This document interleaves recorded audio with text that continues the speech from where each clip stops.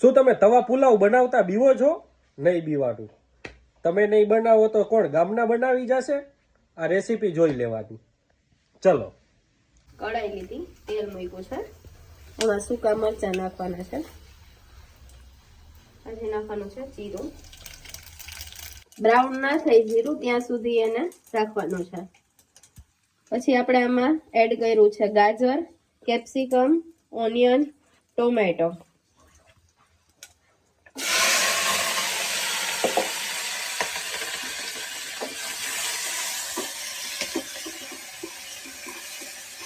આવો ચમકારો થવો જોઈએ.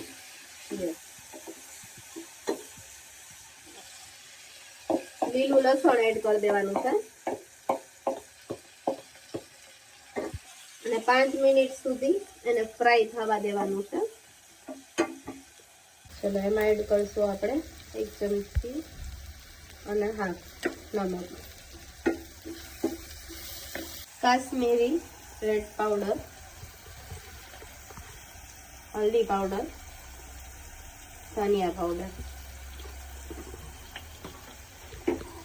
સરખી રીતે એને મિક્સ કરી દેવાનું છે. આવી રીતે મસ્ત કલર આવી જાય ત્યાં સુધી એને ફ્રાય કરવાનું છે.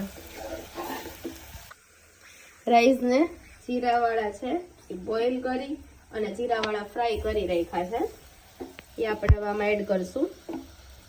પાઉંભાજી મસાલો છે એ એડ કરશું.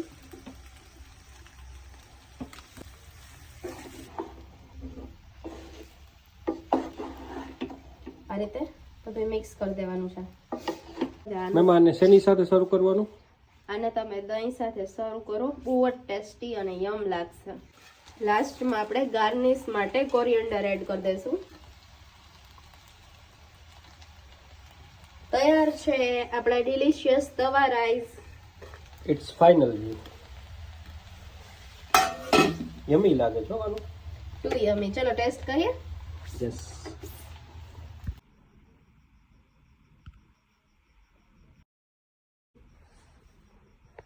આપણે દહીં સાથે ટ્રાય કરીએ.